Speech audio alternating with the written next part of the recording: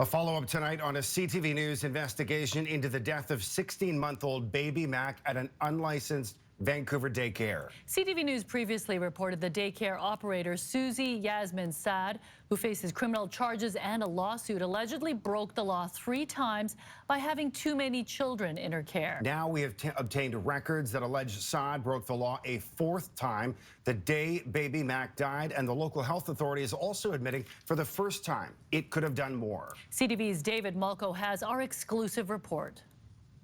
Hello. He was known as Baby Mac, and he never reached his 2nd birthday. We just can't imagine another child or other parents, going through this. His life in 2017 cut short at an unlicensed East Vancouver daycare. His parents, Chris Sani and Shelley Shepard, told CTV News 4 months after their son's death they had no other options. There's not a real system out there put together with duct tape and bubble gum. Mac's parents are now suing the province, the health authority, and the daycare's operator, Susie Yasmin Saad, who's also awaiting trial on criminal charges that include failing to provide the necessaries of life to Mac, along with 8 other children. In 2017, a CTV News investigation found Saad had allegedly broken the law 3 times over the 7 years before Mac's death by caring for more than 2 children at one time. In 2010, the local health authority found Saad caring for 6 children. In 2012, 3, and in 2016, 4. And records show while Vancouver Coastal Health sent Saad warning letters like these, they did not attempt to fine the operator as they could have, up to $10,000 each time, and made no further efforts to shut her down. She continued to do what she wanted to do, and there were no consequences. How could nothing be done? Our reporting prompting the provincial government to direct inspectors to step it up. It's unacceptable. 4 years after the tragedy on the 3rd floor of this duplex, CTV News has learned that Susie Yasmin Saad allegedly broke that same law a 4th time, the very day baby Mac died.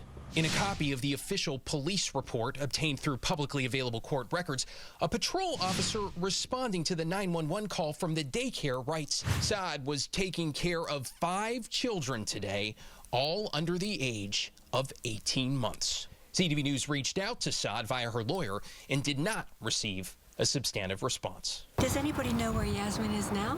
Longtime child care advocate Sharon Gregson, a friend and colleague of baby Mac's mother, calls the revelation a wake-up call. There should be 0 tolerance. We should be throwing the book at those people. And in those same court documents, new and stunning admissions from the local health official who oversees daycare inspections. In a sworn deposition, the lawyer for Mac's parents asked Paul Markey about the 3rd time inspectors found Saad had broken the law, a year before Mac's death. Question: do you think it was appropriate for these licensing officers to rely on Miss Saad's word on how she planned to reduce to no more than 2 children? Markey: no, it's not on the face of it. You can say it doesn't look great on paper.